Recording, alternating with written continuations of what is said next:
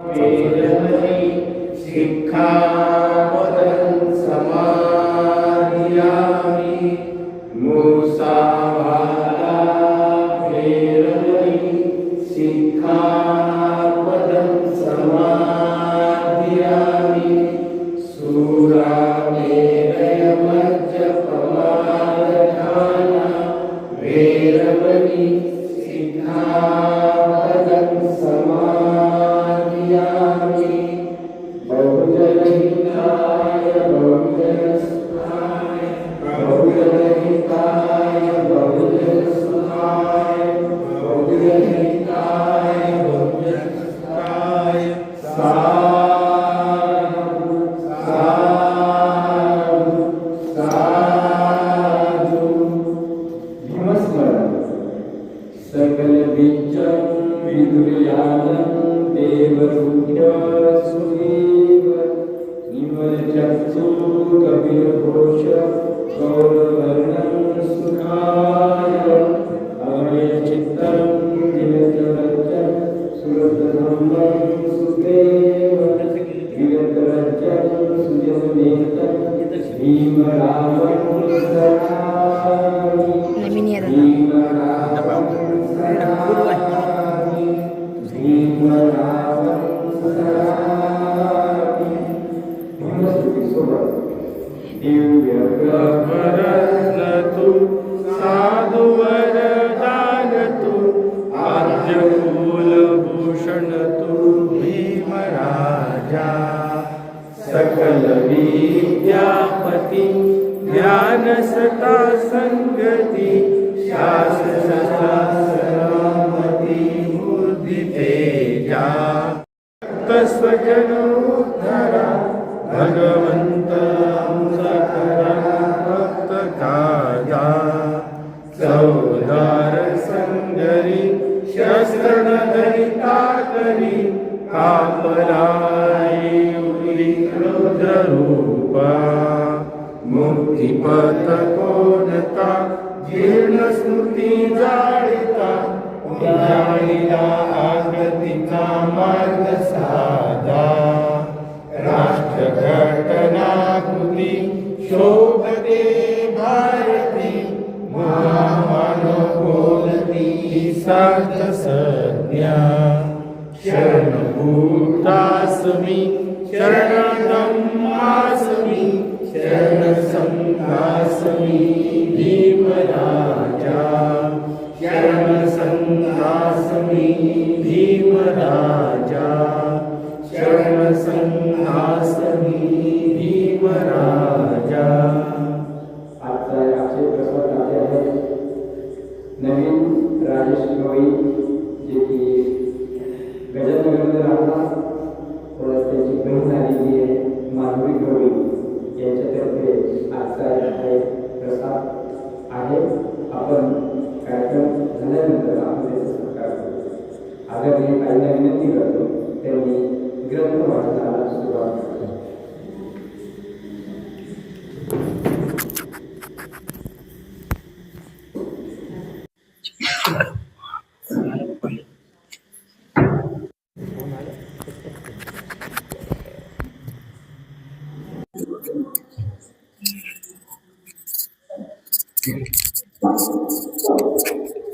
त्या आईच्या बरोबर साडीच्या इथे जाऊन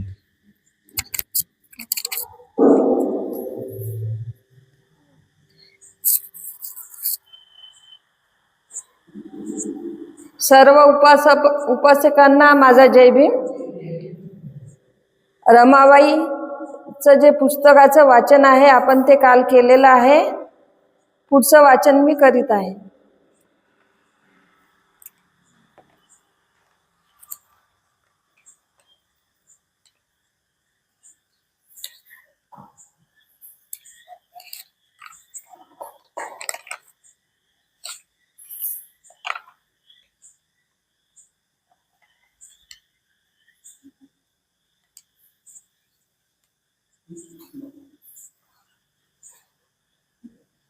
आपण कालच्या भागात बघितलं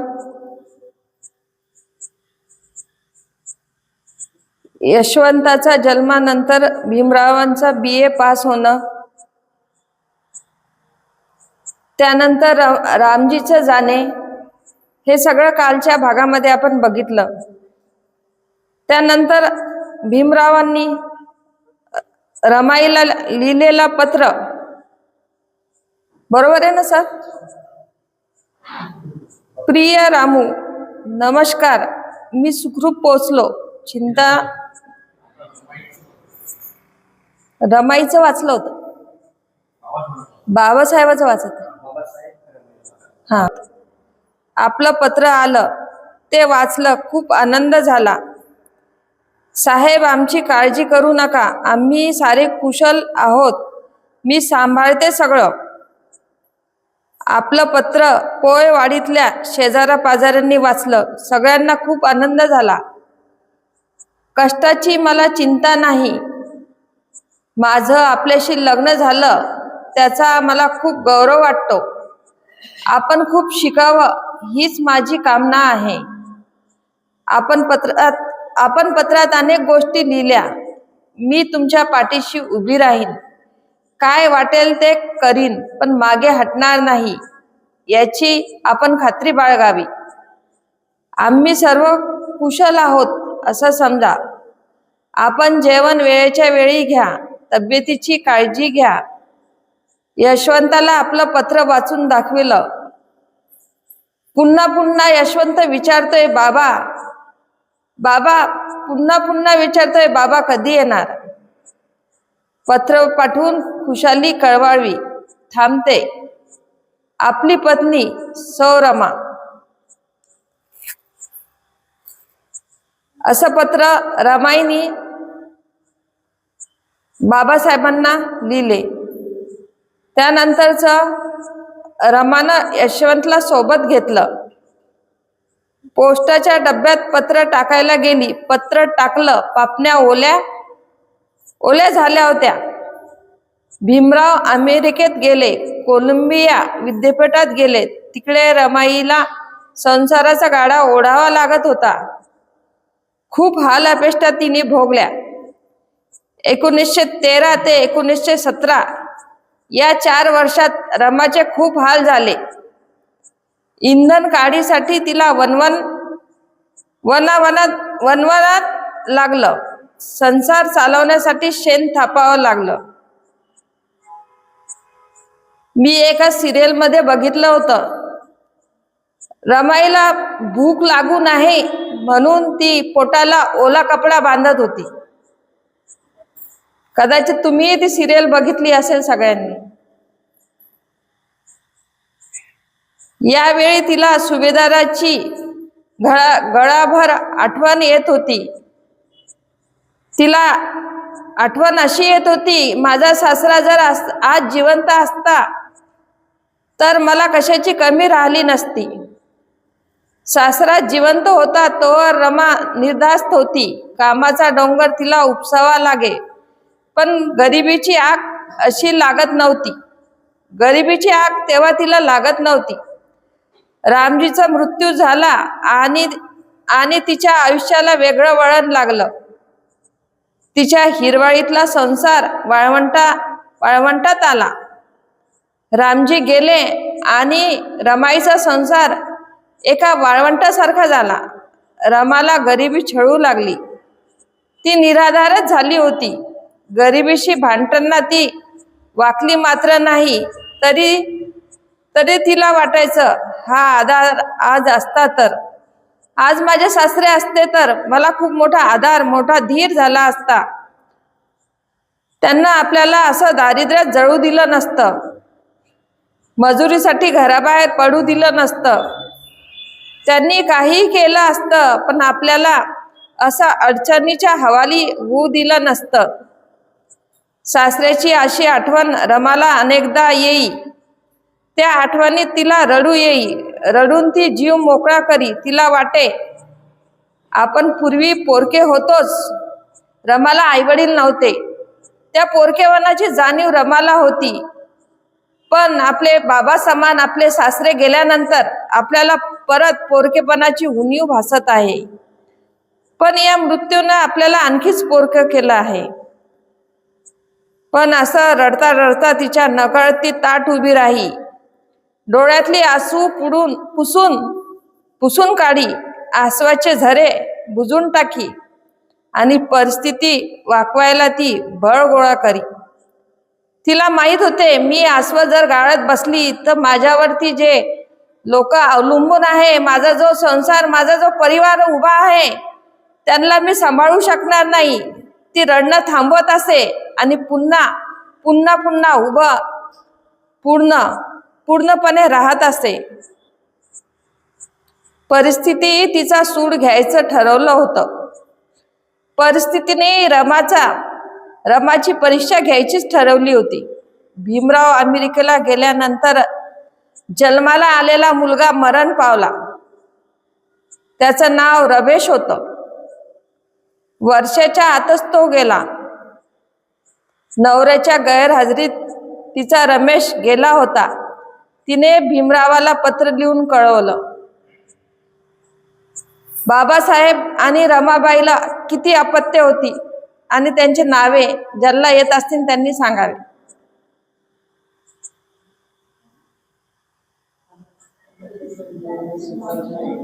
सांगा ताई, सांगा चव्हाणताई. उभे राहून सांगा, उभं राहून सांगा. नंतर नंतर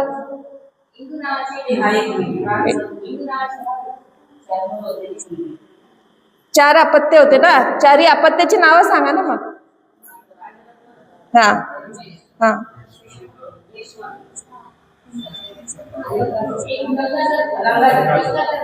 असं हिंदू मुलगी.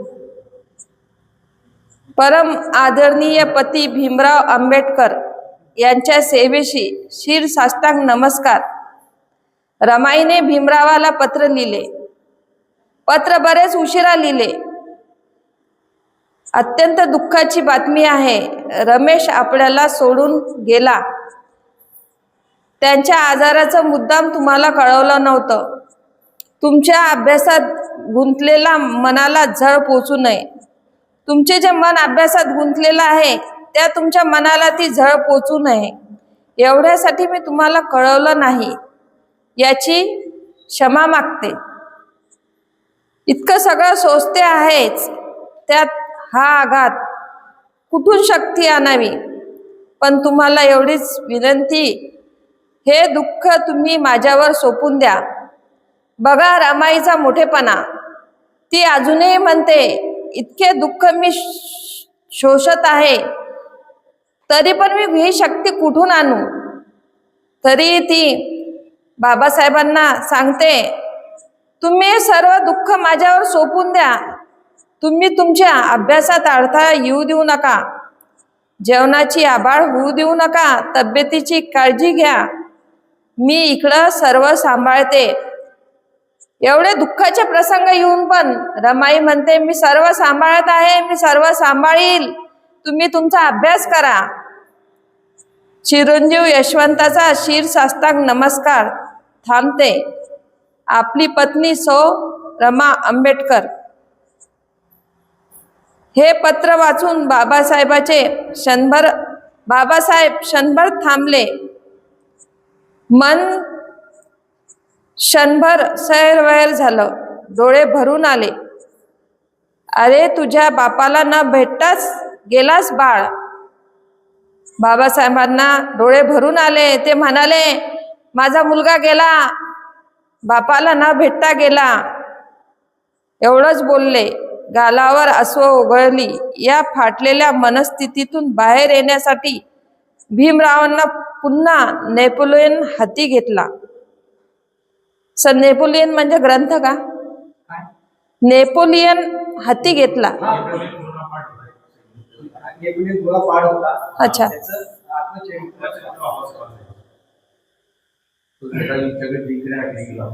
असं.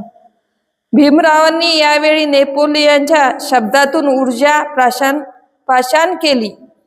भीमरावानं रमाला पत्र लिहून तिला धीर दिला. पण रमाच्या काळजाला पडलेला खड्डा त्यामुळे बुजणं शक्य नव्हतं. एवढा मोठा जो खड्डा पडला होता, तिचा तिचा मुलगा गेला होता, तो खड्डा बुजणं काही शक्य नव्हते. भीमराव 1917च्या ऑगस्टमध्ये परत आले. रमाला फार बरं वाटलं. मुलाच्या मरणाच्या दुःखातून ती आता सावरू लागली होती. यावर्षी भीमरावाची सावत्र आई जिजाबाई मरण पावली. जिजाबाई जी होती भीमरावाची सावत्र आई, ती मरण पावली होती. या सावत्र आईबद्दल त्यांच्या मनात कधीही प्रेम निर्माण झाले नाही. ते तिचा तिरस्कार करीत. सुभेदारांनी दुसरा विवाह करायला नको होता असं भीमरावाचं मत होतं. पण या सावत्र आईचा मृत्यू झाला तेव्हा रीती म्हणून त्यांनी सगळं केलं. या सुमारास रमाईला एक मुलगी झाली. तिचं नाव मोठ्या कौतुकाने इंदू ठेवलं. इंदू खूप देखणी होती, नाजूक होती, पण तिची प्रकृती तथाकथतच होती. ती जन्माला आली आणि दीड वर्षातच गेली. या काळात आनंदराव हे भीमरावाचे वडील बंधू होते. भीमरावाचे वडील बंधू म्हणजे मोठे भाऊ. त्यांना मूळव्याधीचा विकार होता. त्यांची पत्नी लक्ष्मी यावेळी 20 वर्षाची होती. आनंदरावाचा मुलगा गंगाधर हाही त्यांच्या मृत्यूनंतर काही दिवसांनी गेला. सुरुवातीला आनंदराव गेले, म्हणजे साहेबांचे मोठे बंधू. त्यानंतर आनंदरावाचा मुलगा, तोही मरण पावला. रमाच्या कुटुंबाची अशी मोडतोड झाली. मरणांनी तिच्यावर जणू आघातावर आघात केले. घरची परिस्थिती मिळवत्या आनंदरावाच्या मृत्यूने तर फारच कोसळली. एक चांगली गोष्ट यावेळी घडली. या सगळ्यांमध्ये एक चांगली गोष्ट पण घडली. भीमरावांना सीडहॅम कॉलेजमध्ये प्राध्यापकाची नोकरी लागली. 450 रुपये मिळत होते. आपला नवरा आता संसारात लक्ष घालील असं रमाला वाटत होतं. तिला या कल्पनेनं खूपच आनंद झाला होता. भीमरावाचा पहिला पगार आला तेव्हा तुळजा आणि मंजुळा या नंदांना, जावांना आणि इतर नातेवाईकांना रमाईने कपडे घेतले. अर्थात ही नोकरी 2 वर्षापुरतीच होती. भीमरावांना अपुरा अभ्यास पूर्ण करण्यासाठी लंडनला जायचं होतं. यावेळी भीमराव घर खर्चाला दरमहा केवळ 100 रुपये देत. खर्च काटेकोरपणे चालवावा याची दक्षता घेत. काड्याच्या 2 पेट्या महिनाभर पुरवल्या पाहिजेत. 3री आगपेटी विकत घ्यायची नाही अशी सक्त ताकीद रमाला त्यांनी दिली होती. एवढी मोठी काटकसर, एवढी मोठी ताकीद कपडे लत्ते घेण्यावर प्रतिबंध होता. भाजी किती करायची, भाकरी पोळ्या किती करायच्या हे ठरवलं होतं. वाया अगदी काही जाता कामा नये, उधळमात होता कामा नये, जिभेचे चोचले पुरू नयेत. सगळा खर्च त्या मर्यादितच झाला पाहिजे असा दंडक होता. रमा त्यांच्या हुकमानुसार संसार चालवीत. आजची परिस्थिती काय आहे? आज आपण किती उत्मात करतो आहोत. प्रत्येक जण हॉटेलमध्ये जातोय, प्रत्येक जण ऑनलाईन कपडे बोलवतोय रोज. आपण रमा इतकी काटकसर कधीच कोणी करू शकणार नाही. या सर्व अडचणींनी रमाचा जीव कधी वैतागून जाईल. एवढी काटकसर करून रमाचा जीव कधी वैतागून जाईल. 450 रुपये पगार येत असल्यानंतर परत कशाला शिक्षण घ्यायला परदेशी जायचं असा प्रश्न रमाला पडे. एवढा पगार असताना परत बाबासाहेब शिक्षणाला परदेशी का जात आहे असा प्रश्न तिला पडे. यशवंत लहानपणापासून संधिवातांना आजारीच राहत होता. एक मुलगा मरण पावला होता, एक मुलगी मरण पावली होती. सासरा गेला होता, भासरा गेला होता. तरी नवरा संसारात लक्ष घालीत नाही याचा रमाईला फार काळ वाईट वाटत होतं. शेजारच्या बायाचे संसार कसे आनंदाने चालले आहेत, तुमचं मात्र या संसारात लक्ष ना मुलाबाळात लक्ष. रमा, अगं अभ्यास करण्याची वाईट सवय काही थोड्या माणसांनाच असते, ही सवय सर्वांना नसते. रमाचा आग्रह चाले. भीमराव मात्र असे थट्टेवारी नेत. ते थट्टा करत. पाहावं तेव्हा खोलीचं दार बंद. पोराचा त्रास होतो म्हणून घेतो लावून दार. बाबासाहेब म्हणायचे, पोरांचा त्रास होतो म्हणून दार लावून घेतो, पण खाणं नाही, काही नाही, असा कसा हा अभ्यास. रमाईला काळजी वाटायची. ती म्हणायची, तुम्ही खात नाही, काही नाही, आणि असा कोणता अभ्यास तुम्ही आता परत करत आहात.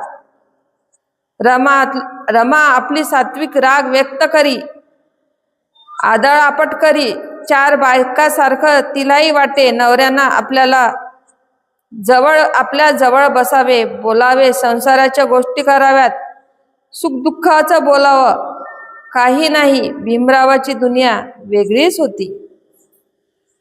रमा चिडली की भीमराव आणखी गंमत करीत, तिला आणखी चिडवीत, गालातल्या गालात हसत राहत. कधी रमाचं धुसफुसणं अति झालं की एखाद्या वेळी तेही संतापत. डोक्यात मोठे प्रश्न असत. अर्थशास्त्राची कोडी असत, समाजशास्त्राच्या समस्या असत, जातीच्या निर्मितीचा सवाल असे, अस्पृश्यतेच्या प्रश्नाचे झर असे. डोक्याला विसावा नसे. मेंदू जुनू निकरावर आला होता. प्रज्ञेचा थांग घेतला असे. अनेक किचकट प्रश्नाचा गुंता सोडवीत त्यांची बुद्धिशक्ती दंग असे. हे सर्व युद्ध पातळीवर सुरू असे. अनेक प्रश्न, अनेक गोष्टीचा त्यांना अभ्यास करायचा होता. त्यांचा मेंदू फक्त त्याच गोष्टीवर विचार करत असे. अशा एखाद्या वेळी रमाचं रुसणं फुगणं त्यांना असह्य होई. गमतीवर नेणंही कठीण जाई. खूपदा ते हसण्यावरी नेत. अनेक भांडणं गमतीचेच असत. थट्टा मस्करी चाललेली असे, विनोद चाललेला असे. असा गमतीचा भाग म्हणून एखाद्या वेळी भीमराव शेवटचा बाण काढीत म्हणत, हे बघ रमा, तू जर मला अभ्यास करू देणार नसशील तर मग मला विचार करावा लागेल. मला अभ्यास करू देणारी बायको करणं मला भाग पडेल. मग रमा म्हणायची, हो करा दुसरी बायको. एक नाही 56 बायका करा, पण सांगून ठेवते, हे घर माझं आहे. या घरात मी एकालाही पाऊल टाकू देणार नाही. आणि भीमराव खळखळू हसायला लागत. रमा आपल्यासाठी किती खस्ता खाते हे त्यांना माहीत होते. त्यांनी अमेरिकेत गेलो तेव्हा किती कष्ट उपसून संसार चालविला हे त्यांना माहीत होतं. त्यामुळे रमाचं मन ते समजू शकत. पण त्यांना अभ्यास सोडता येणं शक्य नव्हतं. ज्ञान साधना सोडता येणे शक्य नव्हतं. ज्ञानाचा तर्फेचा तर त्यांना भारतीय समाजात उलथापाल करायची होती. ज्ञान संपादन करून भारतीय समाजात त्यांना उलथापालत करायची होती. भीमराव हसण्यावरी नेत. त्यांचा अभ्यास अखंड चालू राही. कधी रमा भीमरावाशी बोलत नसे, धुसमुसत राही, मुकाटपणानं घरात वावरे. रमा बोलत नसे, खूप दिवस नसे. तेव्हा भीमरावांचं नमतं घेत आणि रमाची मनधरणी करत, काहीतरी निमित्त काढत, तिच्याशी बोलत, गालातल्या गालात हसत. कोणत्याही गोष्टीवरून नवरा बायकोत कधीही भांडण झालं नाही, कधीही नाही. भीमरावाचा रमावर अतोनात जीव होता. भीमराव तर रमाचं सर्वस्व होतं. पण हा एवढा मुद्दा संसारात लक्ष न घालण्याचा यावरून मात्र अधूनमधून कुरबुर होई. 1920 साली लंडनला जाण्याची तयारी भीमरावांनी सुरू केली तेव्हा पती पत्नीचं या संदर्भातील शेवटचं कडाकडाचं भांडण झालं. भीमरावही खूप चिडले, थोडं संतापानं बोलणेही, पण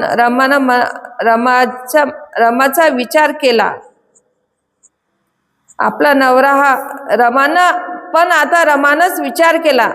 तिने स्वतःच त्या गोष्टीचा विचार केला की मी का चिडत आहे भीमरावर, या व्यक्तीला मी का समजावत आहे की संसारात रममाण व्हा. हा व्यक्ती संसारामध्ये रममाण होणारा नाही आहे. आपला नवरा हा विद्युत प्रवाह आहे, तो वाहतो आहे, त्याचा वेग आहे, प्रकृती आहे, त्यामुळे अनेक गोष्टी गतिमान होत आहे, प्रकाशमान होत आहे. आपण या विद्युत प्रवाहाला बांध घालू नये, आपल्या संसाराला झुपू नये. आपला जो संसार आहे तो आपण एकट्यांनीच करायचा आहे. हा जो व्यक्ती आहे याला आपण संसाराला झुपू नये. हे वादळ चार भिंतीत मावणारं नव्हेच. आपणही आपल्याला ओळखावं. तिने स्वतःच विचार केला की आपणही आपल्याला ओळखावं. बस.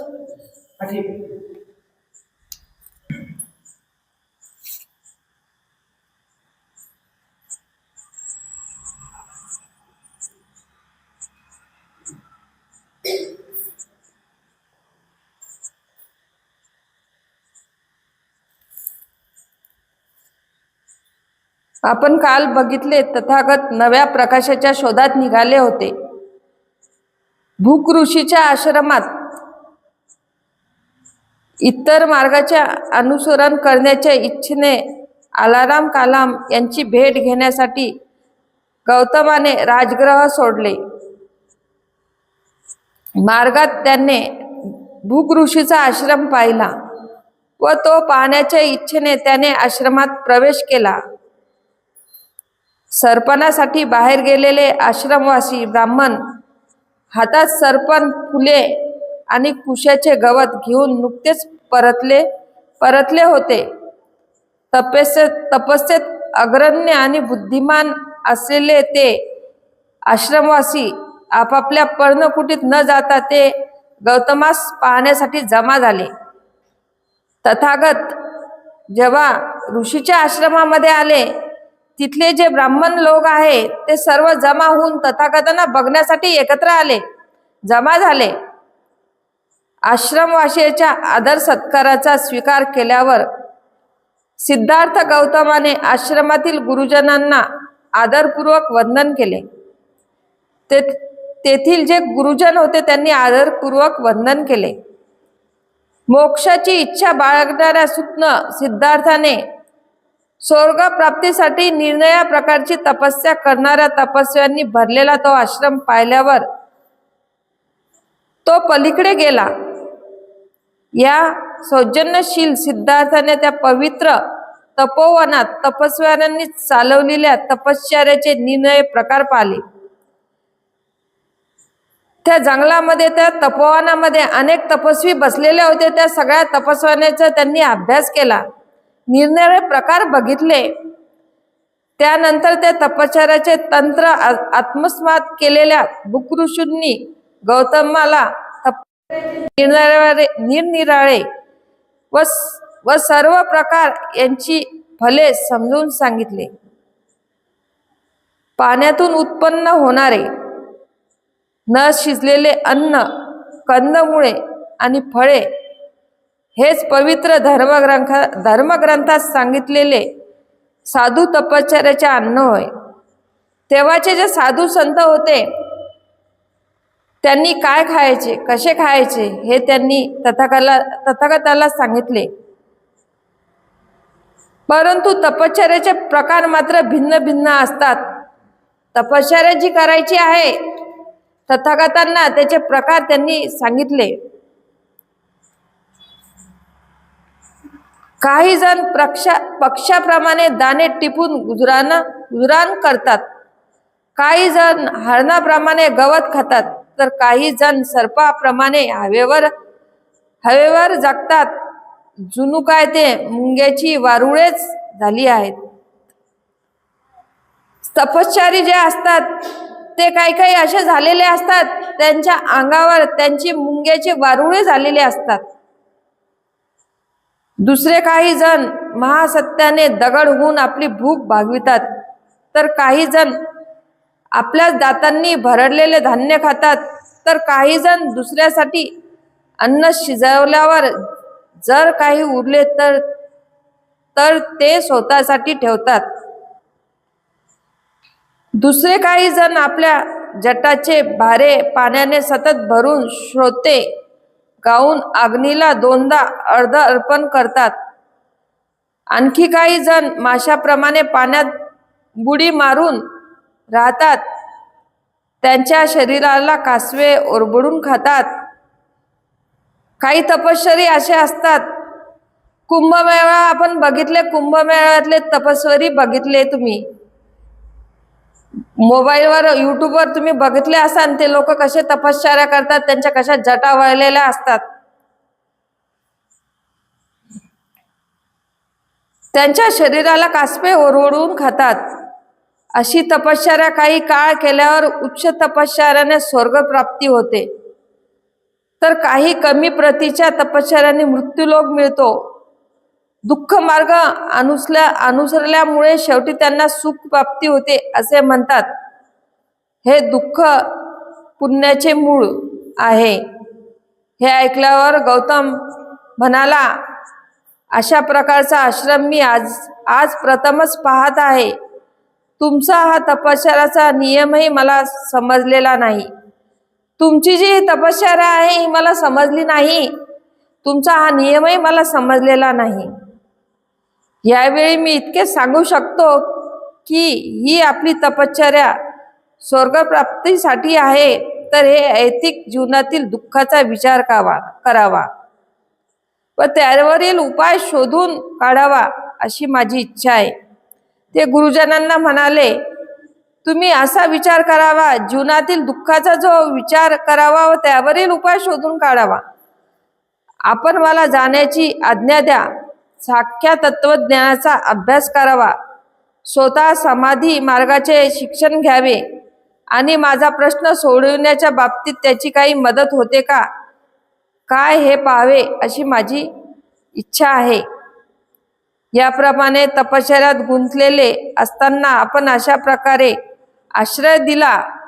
तुम्ही असे तपश्चर्यात गुंतलेले असताना देखील मला असा आश्रय दिला व आध्यात्मिक दया दाखवली, परंतु आपणाला मला सोडून दूर जावे लागणार आहे. असा जेव्हा मी विचार करतो तेव्हा माझ्या आत्मस्फूर्तांना सोडताना मला जसे दुःख झाले तसेच मला दुःख होते. माझे जे जवळचे लोक होते, माझे जे आपले लोक मी सोडताना मला जे दुःख झाले, तसेच मला तुम्हाला सोडताना होत आहे. मला येथे राहणे आवडत नाही किंवा येथील एखाद्याच्या वर्तनात काही चूक झाली आहे म्हणून मी हे तपन सोडून जात आहे असे नव्हे. कारण पूर्वीच्या ऋषींनी सांगितलेल्या धार्मिक मार्गाने जाणारे आपण श्रेष्ठ ऋषी आहात. तुम्ही सगळ्यात श्रेष्ठ ऋषी आहात. धार्मिक मार्गाने जाणारे आपण श्रेष्ठ आहात. या विषयावर त्यांचे प्रभुत्व आहे. त्या आलाराम कालाम मुनीकडे जाण्याची माझी इच्छा आहे. त्याचा निश्चय पाहून आश्रम प्रमुख भृगु म्हणाले, राजपुत्रा, तुझे ध्येय हे खरोखरच शूराचे ध्येय आहे. तू तरुण असलास तरी स्वर्ग आणि मुक्ती याचा तुलनात्मक संपूर्ण विचार करून तू मुक्तीचा मार्ग अवलंबला आहेस व ध्येयाने प्रेरित झाला आहेस. तू खरोखर शूर आहेस. तू जे म्हणालास ते जर तुझे निश्चित उद्दिष्ट असेल तर तू ताबडतोब विक्तकोष्ठास जा. आलाराम कालाम ऋषी तिथे राहत आहेत. शाश्वत आनंदाचे पूर्ण ज्ञान त्यांनी मिळवलेले आहे. त्यांच्याकडून तुला त्या मार्गाचे ज्ञान होईल. परंतु माझी अशी कल्पना आहे की त्याच्या सिद्धांताचा अभ्यास केल्यावर तुझे उद्दिष्टे त्याच्याही पलीकडे आहे. तुझे तिथे समाधान होणार नाही, त्या आश्रमात देखील तुझे समाधान होणार नाही. तुझे उद्दिष्ट त्याच्या पलीकडचे आहे. गौतमाने त्यांचे आभार मानले आणि मुनिजनांना वंदन करून तो निघाला. त्या मुनिजनांनी त्यांना सन्मानपूर्वक निरोप देऊन ते आपल्या तपोवनात गेले. सांख्य तत्वज्ञानाचा अभ्यास. भूक ऋषीचा आश्रम सोडल्यावर गौतम आलाराम मुनीचे वसतिस्थान शोधण्यास निघाला. आलाराम कालामच्या वेळी वैशालीत राहत होते. गौतम तेथे गेला. वैशालीत पोचल्यावर तो त्यांच्या आश्रमात गेला. आलाराम कालामकडे जाऊन ते म्हणाले, आपल्या सिद्धांताचा अभ्यास करण्याची माझी इच्छा आहे. त्यावर आलाराम कालाम म्हणाले, तुझे स्वागत असो. माझा सिद्धांत असा आहे की तुझ्यासारख्या बुद्धिमान माणसाला थोड्याच काळात त्याचे आकलन व ज्ञान होईल. तो आत्मसंवाद करून घेता येईल आणि त्या सिद्धांतानुसार वर्तनही करता येईल. खरोखर उच्चतम ज्ञान संपादन करण्यात तू अगदी पात्र आहेस. हे जे ज्ञान माझ्याकडे आहे त्यासाठी तू अगदी पात्र आहेस. आलाराम कलामचे मुनीचे शब्द ऐकून राजपुत्राला अत्यंत आनंद झाला आणि त्यांनी उत्तर दिले, मी जरी अपरिपक्व असलो तरी आपण ही जी पराकोष्टीची दयाशीलता माझ्यावर दाखवित आहात त्याच्यामुळं मी अगदीच पूर्णत्वास पोचलो आहे. मला असा भास होत आहे.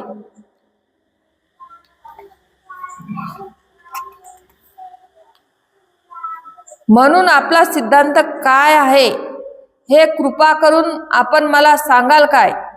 आलाराम कलाम म्हणाले, तुझ्या मनाची थोरवी, तुझ्या स्वाभिमानातील प्रामाणिकपणा आणि तुझा निश्चय याच्यामुळे मी इतका उत्साहित झालो आहे की तुझ्या पात्रतेची कसोटी पाहण्यासाठी तुझी कोणतीही पूर्वपरीक्षा घेण्याची आवश्यकता मला वाटत नाही. त्या ऋषींनी सांगितले की तुझी जी पूर्वपरीक्षा जी आहे ती घेण्याची मला आवश्यकता वाटत नाही. हे श्रोता श्रेष्ठा, आमची तत्वे ऐक. नंतर त्यांनी गौतमाला सांख्य तत्वज्ञानाची तत्वे स्पष्ट करून सांगितली. आपल्या प्रवचनाचा समारंभ करताना आलाराम कलाम म्हणाले, गौतमा, ही माझ्या तत्वज्ञानातील मूल तत्वे आहेत. मी तुला सारांश रूपाने सांगितली आहेत. आलाराम कलांनी अगदी स्पष्ट अशा विवरणामुळे गौतम आनंदित झाला. समाधी मार्गाचे शिक्षण. आपल्या प्रश्नाचे उत्तर शोधण्यासाठी गौतम निरनिराळ्या मार्गाचे परीक्षण करीत असताना ध्यान मार्गाची, समाधीची माहिती करून घ्यावी असे त्याला वाटले. ध्यान मार्गाचे तीन पंथ आहेत. या सर्व प्रकारात एक गोष्ट समान होती आणि ती म्हणजे ध्यान साधनेसाठी श्वासोश्वासावर नियंत्रण ठेवणे. एका पंथाने अपनापतित नावाची श्वसन यंत्राची पद्धती अनुसरली होती. दुसऱ्या पंथाने प्राणायाम नावाची पद्धती अवलंबली होती. या पद्धतीत श्वासोश्वास प्रक्रियेत 3 भाग पडतात. श्वास आत घेणे, पूरक, श्वास रोखून धरणे, कुंभक, आणि तिसरा श्वास बाहेर सोडणे, रेचक. तिसरा पंथ समाधी या नावाने ओळखला जात होता. आलाराम कलाम ध्यान मार्गातील प्रभुत्वाबद्दल प्रसिद्ध होते. आलाराम कलाम जे होते ध्यान मार्गावरील जे त्यांचं प्रभुत्व होतं त्यासाठी ते प्रसिद्ध होते. आलाराम कलामच्या मार्गदर्शनाखाली आपल्याला ध्यान मार्गाचे शिक्षण मिळाले तर फार चांगले होईल असे वाटले. म्हणून तो आलाराम कलांशी त्याविषयी बोलला आणि मला ध्यान मार्गाचे शिक्षण देण्याची कृपा कराल काय असे त्यांना विचारले. मोठ्या आनंदाने आलाराम कलांनी उत्तर दिले, आलाराम कलारामने ध्यान मार्गाचे तंत्र त्यांना शिकवले. त्यांच्या एकूण 7 सिद्धी होत्या. गौतम त्या तंत्रांचा दररोज अभ्यास करू लागला. त्या तंत्रावर पूर्ण प्रभुत्व मिळाल्यानंतर आणखी शिकण्यासारखे काही आहे काय, असे गौतमाने आलाराम कालांना विचारले. आलाराम कालांनी उत्तर दिले, नाही मित्रा, माझ्याजवळ शिकण्यासारखे जे होते ते तेवढेच होते. नंतर गौतमाने आलाराम कालांचा निरोप घेतला. उद्दक रामपूत नावाच्या दुसऱ्या एका योग्याविषयी गौतमाने ऐकले होते. आलाराम कालांनी जे ध्यान तंत्र शोधले होते त्यांच्याविषयी वरची एक पायरी ध्यानी पुरुषाला गाठता येईल असा एक ध्यानी विधी शोधून काढण्याबद्दल त्यांची खात्री होती. तथागत पुढे पुढे चालले होते. एक एक ध्यान साधनाच्या गोष्टी ते शोधत होते. एक एक मार्ग ते शोधायचा प्रयत्न करीत होते. त्यांचा तो ध्यान विधी शिकवण्याचा आणि समाधीच्या सर्वोच्च पायरी अनुभवायचा गौतमाने विचार केला. बंधू उद्दक रामपूतच्या आश्रमात गेला आणि त्यांच्या मार्गदर्शनाखाली शिक्षण घेऊ लागला. थोड्याच काळात उद्योगाच्या ध्यान विधीची 8वी पायरी त्यांनी आत्मसात केली. उद्दक रामपूतच्या ध्यान विधीचे पूर्ण ज्ञान मिळाल्यावर गौतमाने आलाराम कालांना जो प्रश्न विचारला होता तोच प्रश्न उद्दक रामपुरांनाही विचारला की आणखी काही शिकण्याजोगे आहे का तुमच्याकडे. त्यावर उद्दक रामपूताचे तेच उत्तर दिले, नाही मित्रा, तुला शिकवता येण्यासारखे त्याच्याही पेक्षा माझ्याजवळ काही नाही. जे होते मी तुला संपूर्ण ज्ञान दिले आहे. माझ्याकडे आता तुझ्यासाठी काही नाही. आलाराम कलाम आणि उद्दक रामपूत ध्यान मार्गावरील प्रभुत्वासाठी कौशल देशात प्रसिद्ध होते. पण गौतमाने असे ऐकले होते की मगध देशातही अशा प्रकारे ध्यान मार्ग संपन्न योगी आहेत. त्यांच्या पद्धतीचे शिक्षण मिळावे असा त्यांनी विचार केला. जे आणखी योगी आहे ध्यान मार्गामध्ये संपन्न, त्यांचाही त्यांनी विचार केला. त्यांच्याकडेही जायचा त्यांनी विचार केला. त्याप्रमाणे गौतम मगध देशात गेला. त्याला असे आढळून आले की त्यांची ध्यान मार्गाची प्रक्रिया जरी श्वासोच्छ्वास नियंत्रणावरच आधारली होती तरी कौशल देशातील प्रचलित प्रक्रियेसाठी ती निराळी होती. कौशल देशातील ही प्रचलित प्रक्रियेपेक्षा ती निराळी होती.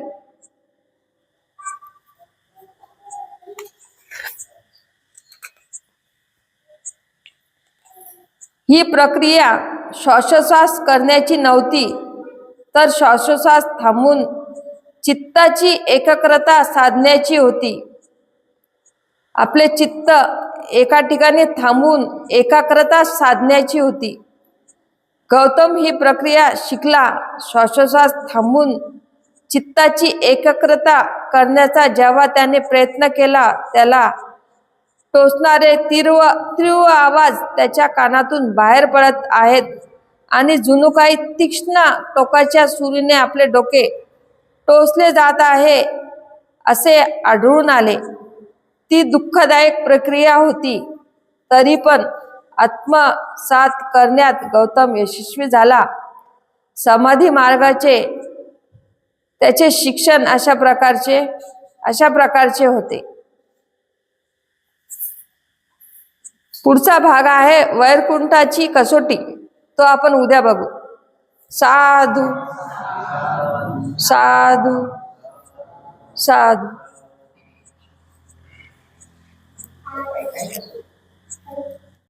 ही गमाव मी सांगतो म्हणून नव्हे, स्वतः तुम्ही अनुभवाव. हा धम्म हो हवा हवा, दुःखावरील ही दवा. मी सांगतो म्हणून नव्हे, स्वतः तुम्ही अनुभवाव. दुःखाने विश्वासारे हे तोडुंब भरले आहे रे. व्याधी व्यथा जरा मरण तुझीच वाट पाही रे. जीवन प्रवासी मानवा विसावा शांतीचा हवा. मी सांगतो म्हणून नव्हे स्वतः तुम्ही अनुभवा. मोहामुळे तृष्णेमुळे दुःखाची होई निर्मिती. अनेक दुःख वेदना कुकर्माची परिणिती. पुसावे सारे आसवा ठेवावे दूर वैरवा. मी सांगतो म्हणून नव्हे स्वतः तुम्ही अनुभवा. हा धम्म शिकवितो नीती मैत्री भावना प्रीती. सतधम्माची प्रचिती मिळेल तयाने सुगती. बंधु भाव वाढवा मैत्री भाव जागवा. मी सांगतो म्हणून नव्हे स्वतः तुम्ही अनुभवा. आपण धम्मास ओळखा लावा कसोटी पारखा. हा सत्य सत्य सारखा झाला सविश्व लाडका. अष्टांग मार्ग ही दवा सतधम्माचा गोडवा. मी सांगतो म्हणून नव्हे स्वतः तुम्ही अनुभवा. हा धम्म हो हवा हवा दुःखावरील ही दवा. मी सांगतो म्हणून नव्हे स्वतः तुम्ही अनुभवा. ज्ञान संपदाय गेले रानावनात. ज्ञान संपदाय गेले रानावनात. याहो तथागता ध्याना प्रसाद. याहो तथागता ध्याना प्रसाद. बुद्धं शरणं गच्छामि धम्मं शरणं गच्छामि संघं शरणं गच्छामि. धूप दीप गंध चंद रूप दर्पणा शुद्ध केल्या चरणी तुझ्या दृष्ट भावना. धूप दीप गंध चंद रूप दर्पणा शुद्ध केल्या चरणी तुझ्या दृष्ट भावना. मन रम्य झाले तुझ्या ज्ञान गंगेत. याहो तथागता ध्याना प्रसाद. याहो तथागता ध्याना प्रसाद. बुद्धं शरणं गच्छामि धम्मं शरणं गच्छामि संघं शरणं गच्छामि. न चरणी झुकवून तीन दाव. आज ध्याना बुद्ध तुम्ही शील संपदाव. नतमस्तक चरणी झुकवून तीन दाव. आज ध्याना बुद्ध तुम्ही शील संपदाव. शुद्ध आस हस्त व्हावे जग जगात. याहो तथागता ध्याना प्रसाद. बुद्धं शरणं गच्छामि धम्मं शरणं गच्छामि संघं शरणं गच्छामि. घडो सदा शेवा पौर्णिमेच्या चंद्रमा. भावमनी माया तुम्ही आस गौतमा घडो सदा शेवा पौर्णिमेच्या चंद्रमा भावमनी माया तुम्ही आस गौतमा तेज तुझे सर्वोत्तरी रणांगणात याहो तथागता ध्याना प्रसाद याहो तथागता ध्याना प्रसाद ज्ञान संपदाय गेले रानावनात ज्ञान संपदाय गेले रानावनात याहो तथागता ध्याना प्रसाद याहो तथागता ध्याना प्रसाद बुद्धं शरणं गच्छामि धम्मं शरणं गच्छामि संघं शरणं गच्छामि या समोर तिथे या समोर रमेश दादा वा या मिस्त्री ते पुष्पगुच्छ घेऊन त्यांचं स्वागत करा आणि महिलांतर्फे कोणाला त्यांच्यातर्फे आज ते गजानन नगरमधून आलेले आहेत तर खूप खूप धन्यवाद मुलाला घ्या सोबत तुमच्या मुलाला बोलवा मुलगा आलेला आहे तुमच्यासोबत ठीक आहे चला आता प्रसाद वाटायला तुमच्या हाताने सुरुवात करा तुम्ही आणलेला अरे शनिवारी 5 मिनिट पण करायचे हे राहू ते सांग ना ते आपल्याला पौर्णिमा साजरी करायची